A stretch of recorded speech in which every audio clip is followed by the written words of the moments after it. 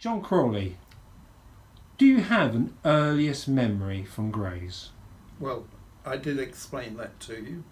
My earliest memory is only because I know through the history books was when I was 2 years old. And that was one of the last airships that flew over. And the only reason I know was that age because the last one that left this country and crashed in France, the R101, was on May the 30th, I believe it was, 1930. So you were born, what, 1928? That's right. 28. So that's a very early memory. Are you quite surprised you can remember that? Well, I can only remember because it's so vivid in my mind. See, there was no planes had flown then, had we? Mm.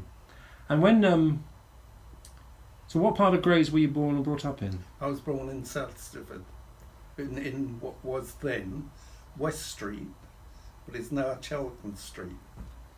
Ah. I saw Palmerston Road built, if you know where Palmerston Road is. I've seen very, very many things. And I went to Stifford School, and Stifford School then was at the top of Mill Lane. Do you know Mill Lane in Grays?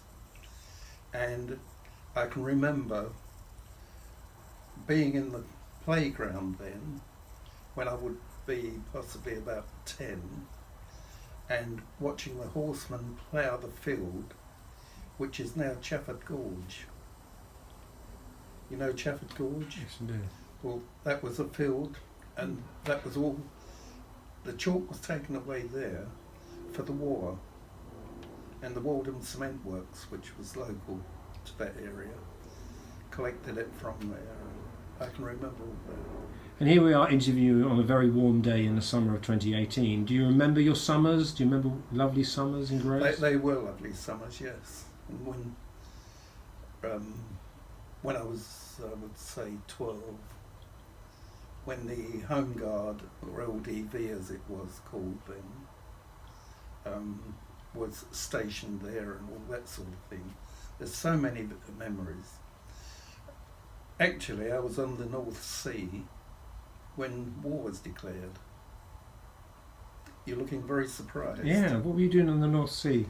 We were being evacuated on September the 3rd, 1939, from Tilbury to Felixstowe. And from there we were placed in a very small farming village called Leatheringham, which is in Suffolk, obviously, you know. And when we got there, we actually were put into a farm labourer's cottage, which was empty at the time. And when I say empty, it was empty, there was nothing there. And the vicar came in to us, and he said, I was 11 years old then. The vicar said, Riley said, you're in a cottage, but you need somewhere to sleep, or something to sleep on. He said, do you know what a palliasse is? A palliasse was a big bag, like a mattress cover. And he said, it's September, so you go out into the fields, pick all the straw up from where it'd been mown, or, you know, I can't think of the word for it, that one. And he said, you fill those and that's your bed for tonight. And in some way, my mother was able to contact my father, and we were only there 5 days, and we were back home. So we were back down here. Only 5 days, yeah. At this place called Leatheringham. Aye. Doodlebugs. Yes. Why does that word mean something to you? Because they were absolutely horrible. We were connected with quite a few in the area. And the one particularly one of them that sticks in my mind was when I was coming home from ATC. I was roughly 17, I'd been 16 years old then, it'd be 1944. And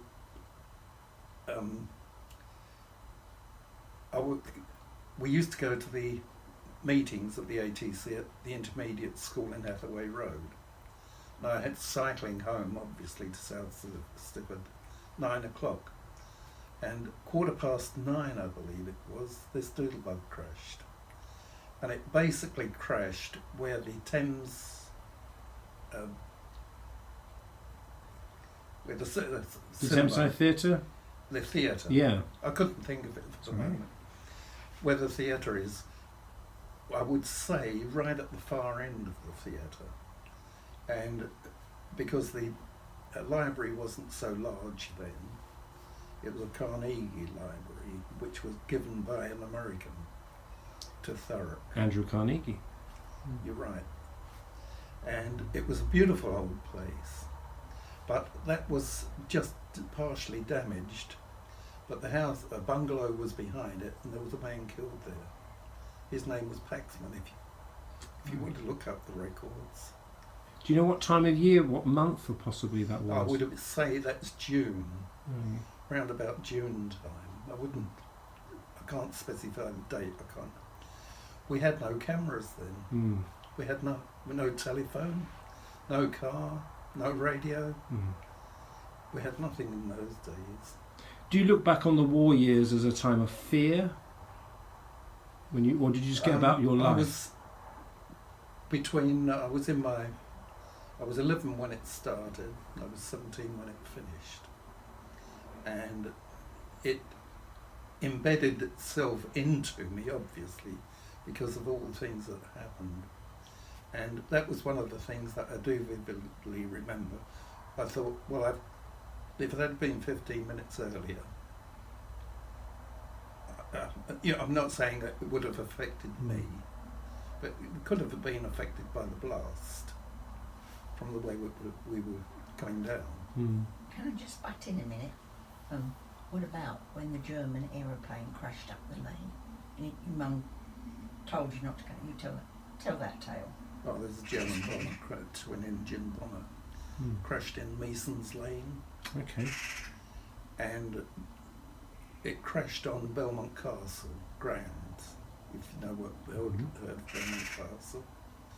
My mother told me not to go up there, but when I went up there, it was so, there was parachutes hanging in the tree, and also there was a German's brains all running down the fence, and it put me off. That did absolutely get into me. That wasn't very nice. Well, you must have been of an age, as you mentioned, 17, the war's finishing. 17 when it Finished, but were you an age you wanted to go out? Did you want to go and fight? Well, I was in the ATC. Mm-hmm.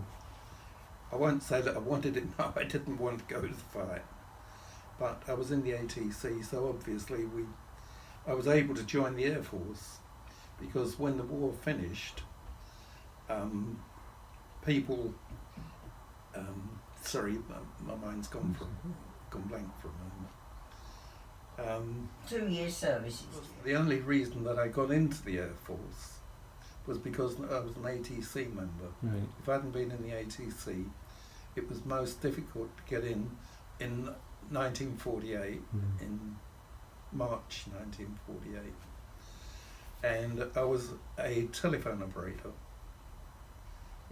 If you know what a telephone operator is, or was. Just about. Yeah. Anyhow, I was a telephone operator. There were 453 stations, I think, in England. And we had to be, it was quite an interesting job, really. And we had to be in contact with all of them, obviously. But the way that things were then, I was a telephone operator.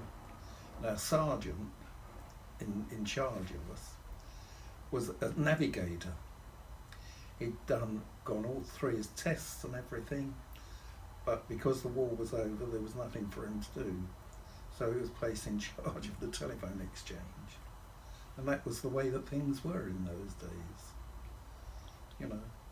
And what was your first job on Civvy Street, so to speak?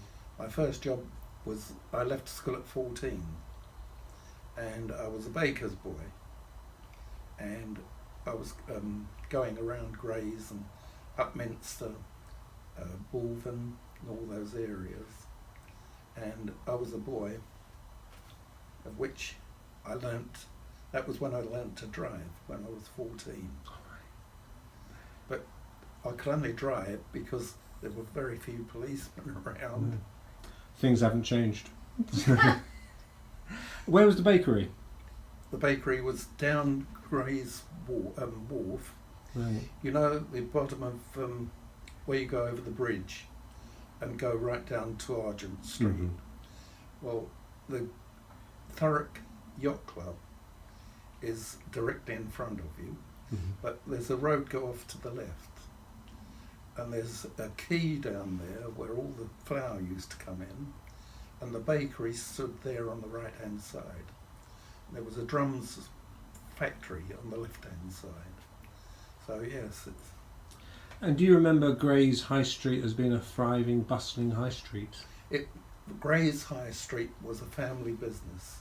We knew every shop in the town, and most of the people who owned these shops lived in Grace Hall Hill, if you know where Grace, and at the top of Grace Hall Hill, coming down to Southend Road, most of those houses are quite large houses. They were all basically people who ran the shop, or owned the shops, and ran the shops.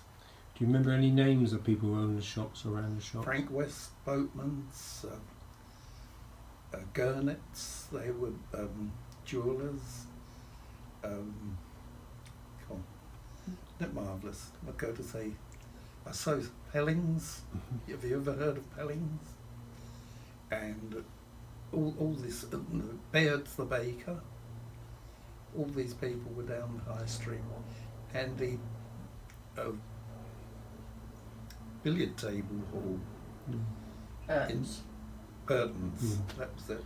We can't cover all of your 90 years. We're just having a little dip into it, so Yes. you can appreciate that. State Cinema. Any happy Nice. memories? It does indeed. A very happy memory, because I saw The Wizard of Oz, 1938, and in the mornings there, on a Saturday morning, you went in for 3D for Saturday morning, and I would have, 1938, I would have been 10. Yes, I have many happy memories of that. So you have an image, when I say State Cinema, you have an image of being in the cinema and the architecture and...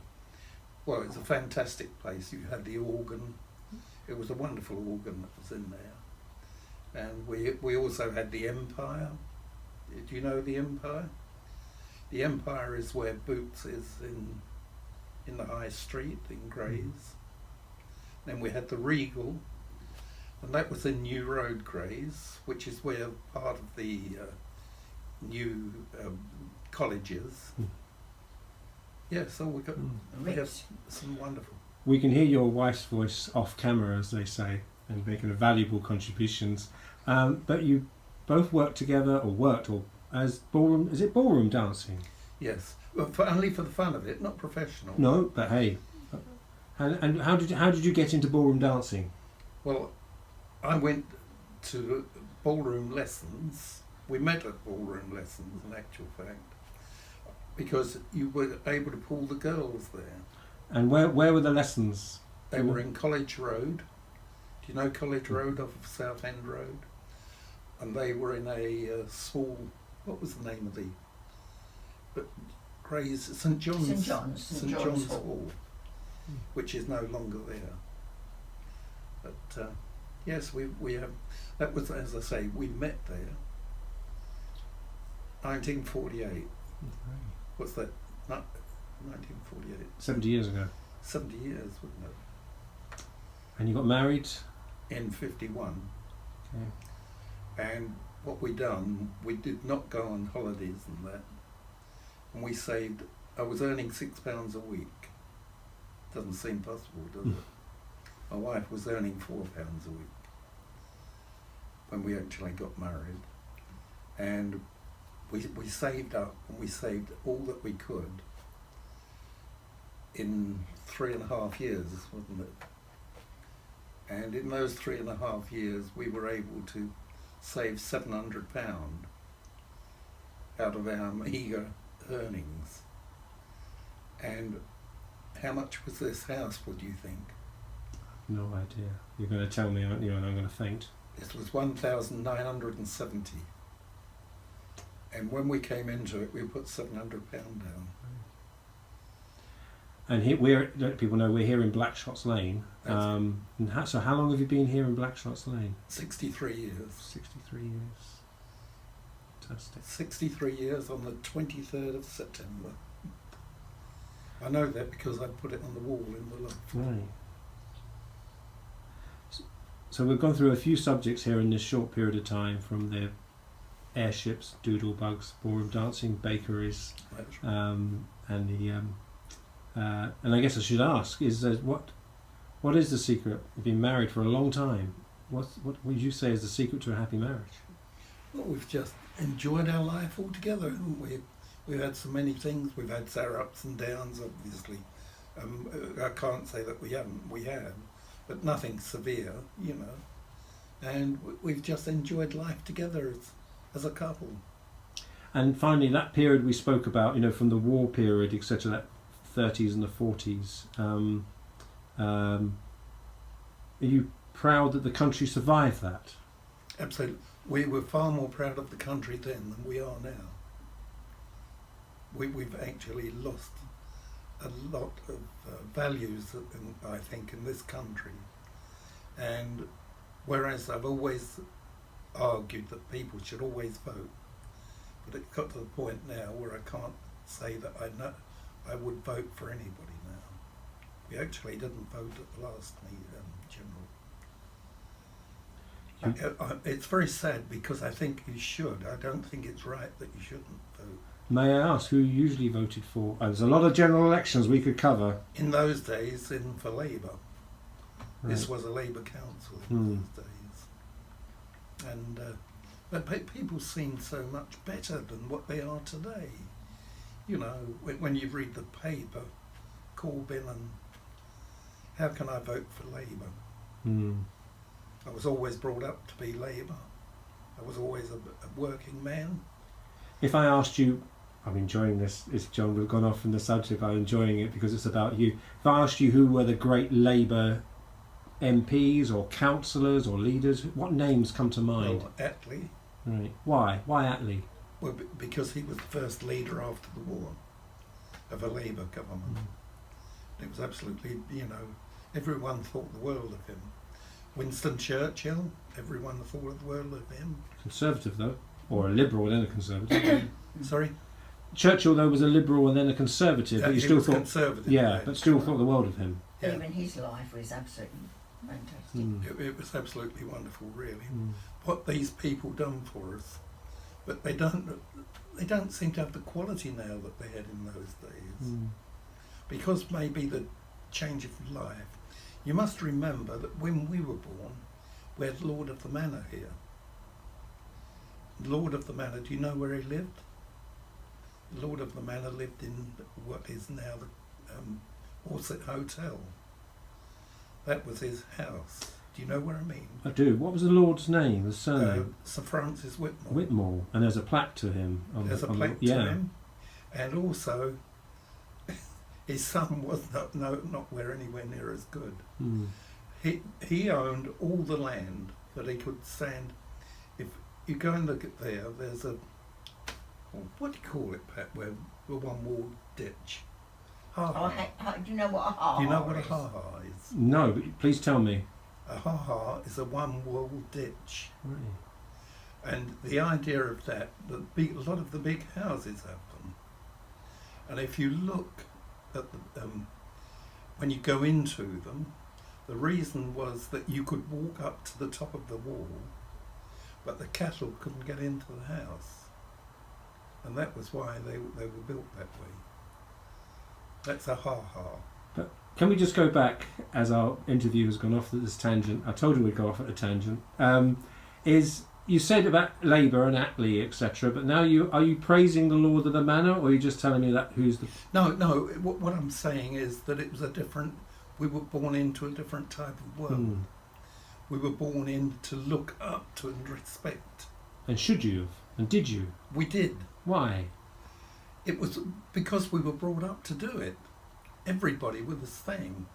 If people saw Whitmore, they doffed their caps to him, even in those days. Was that a good thing? I Looking wouldn't back. say it was a good thing, but at least it taught you self-respect and respect for others, which people these days don't seem to have, unfortunately. I'm not saying everybody. We have carers. We have some wonderful people. I had a gardener, and a cleaner. She came just prior to you being here, and we've had some wonderful time, and there's some wonderful people about even today. But there's so many nasty people with knives, and they don't seem to be able to have anything to But we control. fund ourselves. We don't get grants or that for we pay for a cleaner and a gardener ourselves, don't we? John, we've covered quite a big period in just 25 minutes of interview. Is it really? Time has flown by. Well, I hope it's been. It has. I just wanted to say thank you very much for your contribution to our Grey's Lives project. I appreciate that.